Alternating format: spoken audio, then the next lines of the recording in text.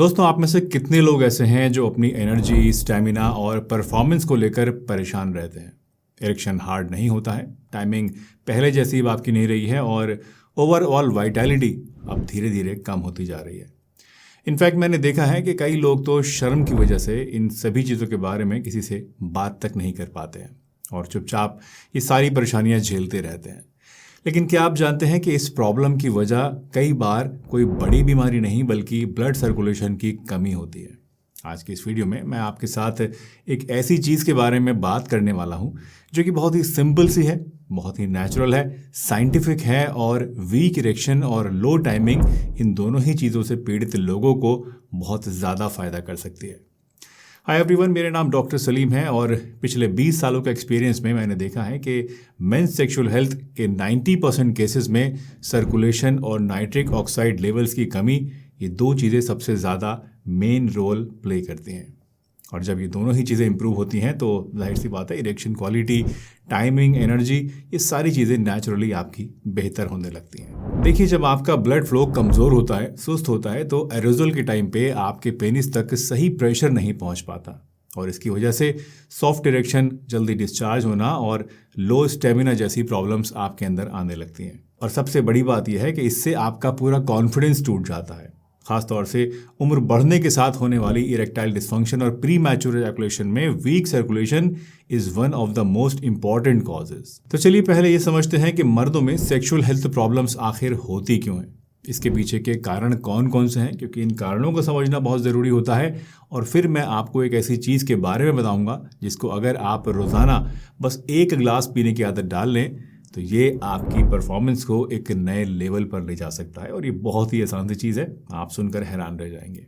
और हाँ, वीडियो के एंड में मैं आपको एक प्रैक्टिकल रूटीन भी दूंगा जो कि आपकी प्रॉब्लम्स को परमानेंटली ठीक करने में आपकी बहुत ज़्यादा हेल्प करेगा। तो मेक श्योर कि आप इस वीडियो को पूरा देखें, ध्यान से देखें, ताकि आपको ये प्रॉब्लम दोबारा से कभी ना हो।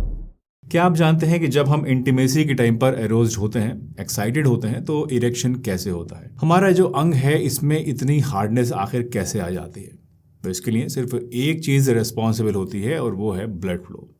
चाहे आप कितना भी हेल्दी खाना खा लें, चाहे आप कितना भी वर्कआउट कर लें, कितनी भी दवाइयाँ खा लें, अगर आपका सर्कुलेशन ठीक नहीं है तो इरेक्शन आपको कभी भी प्रॉपर नहीं हो पाएगा।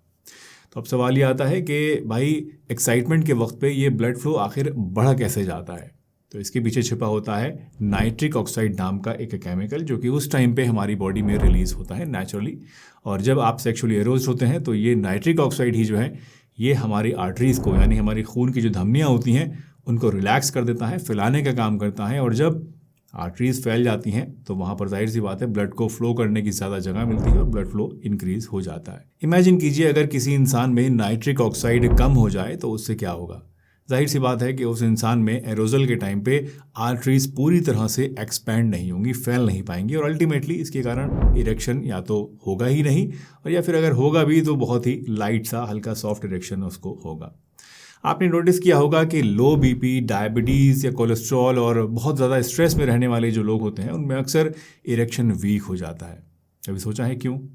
क्योंकि इन सब का कनेक्शन नाइट्रिक ऑक्साइड पाथवे से डायरेक्टली होता है। याद रखिए, जब आपका ब्रेन, नर्व्स और पेनिस तीनों एक रिदम में काम करते हैं तब जाके इरेक्शन प्रॉपर हो पाता है। और इस रिदम को अगर आप इम्प्रूव करना चाहते हैं तो आपको अपना जो ब्लड सर्कुलेशन है इसको इम्प्रूव करना ही होगा।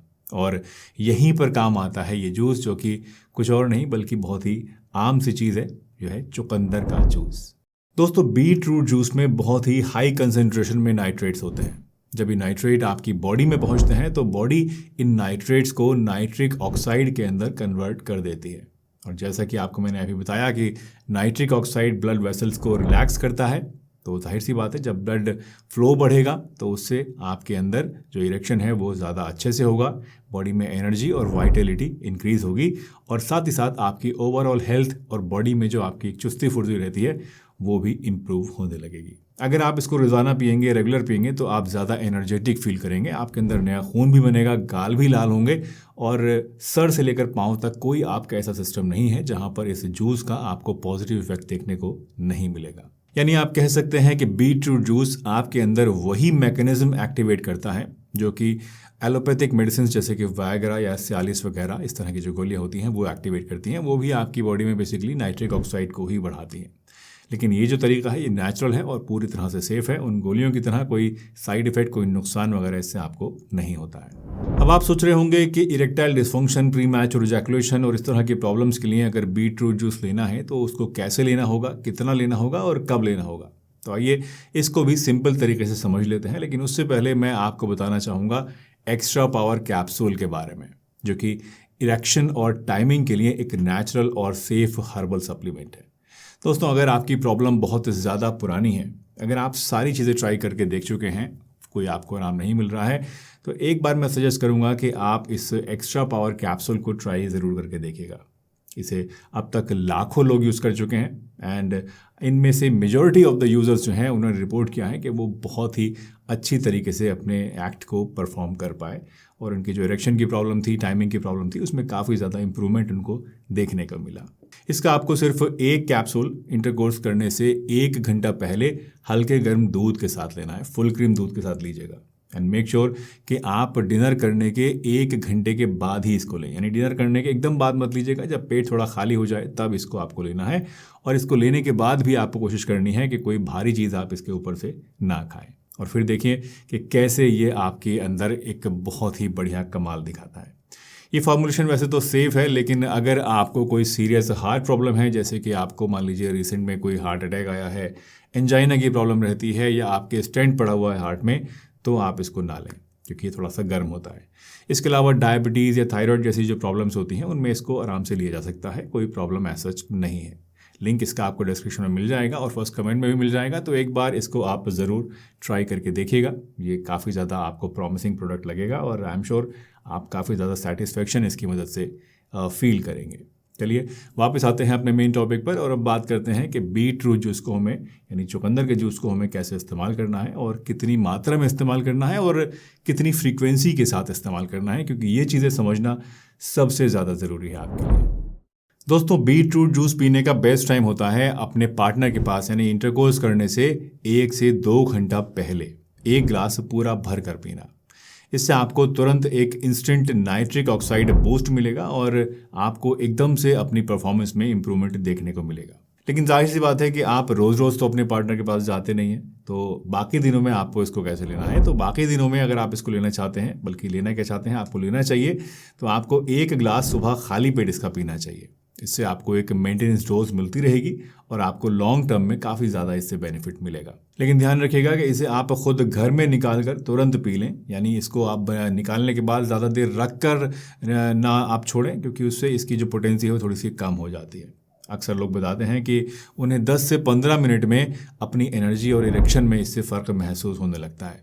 लेकिन मैं सजेस्ट करूंगा और हाईली सजेस्ट करूंगा कि आप इसे जूस को कभी कभी ना लें, बल्कि रेगुलर लें, और जब भी आप इंटरकोर्स करें तो उससे आप 1 घंटे पहले इसको ज़रूर लें। और अब क्योंकि सर्दियों का मौसम शुरू हो चुका है तो इसका सीज़न भी है, इस सीज़न में आप पूरे 2-3 महीने 4 महीने जब तक आप चाहें तब तक इसको आप फ्रेशली प्रिपेयर करके रोज़ाना पीते रहें। आपको आई एम 100% श्योर कि इससे बहुत ही ज़बरदस्त रिजल्ट्स मिलेंगे। दोस्तों, अगर आप अपनी इरेक्टाइल डिसफंक्शन और बाकी सेक्सुअल प्रॉब्लम से हमेशा के लिए छुटकारा पाना चाहते हैं तो मैं हाईली रिकमेंड करूंगा कि आप इस जूस को पिएं ज़रूर, लेकिन इसके साथ में 3 और चीज़ों का आप ख्याल ज़रूर रखें। सबसे पहली चीज़ है stress control.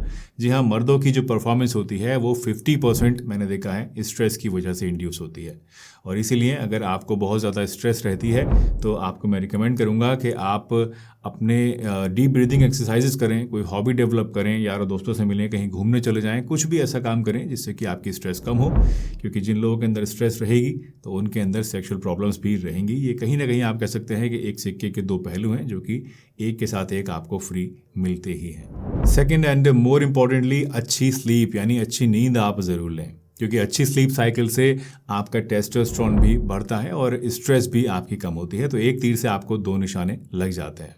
And third and very important, pelvic floor strength बढ़ाने की कोशिश करें। इसके लिए आप डेली कीगल एक्सरसाइजेस कीजिए, क्योंकि ये स्ट्रॉन्ग इरेक्शन के लिए बहुत ज़्यादा इफेक्टिव होती हैं। कीगल्स के बारे में अगर आप समझना चाहते हैं तो मैंने इसके बारे में कई सारी वीडियोस भी बना रखी हैं। आप यूट्यूब पर भी सर्च कर सकते हैं या गूगल पर सर्च करके भी इनको सीख सकते हैं, और इनको परफॉर्म अगर आप करना शुरू करेंगे तो आपकी जो पेल्विक फ्लोर है वो स्ट्रांग बनेगा और ओवरऑल सेक्सुअल स्ट्रेंथ भी आपकी इससे इम्प्रूव होगी।